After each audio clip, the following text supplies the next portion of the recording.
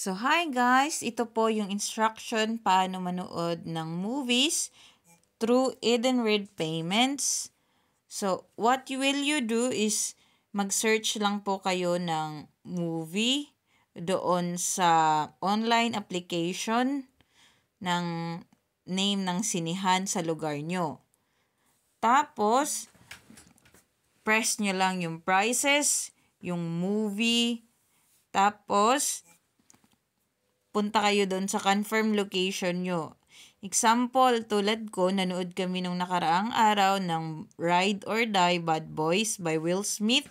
So, sinearch ko po doon sa online site ng Finkiko kasi yun ang pangalan ng sinihan namin dito sa Kopyo.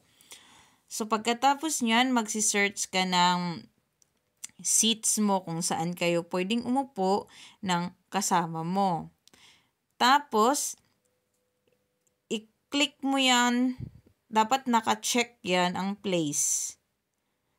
Naka-check yung place ng seats na gusto mong upuan kung saan nyo gustong napili.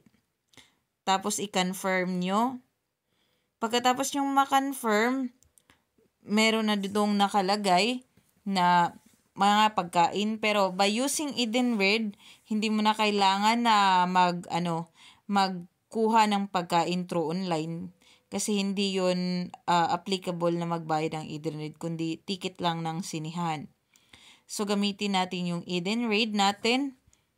So just log in your account number, tapos yung CVV2 para confirmation number po, andun po yan sa likod ng card. So, nilagay ko na yung number ko.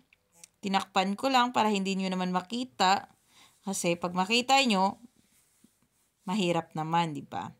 So, yan na yung magiging result niya. Wait na lang natin.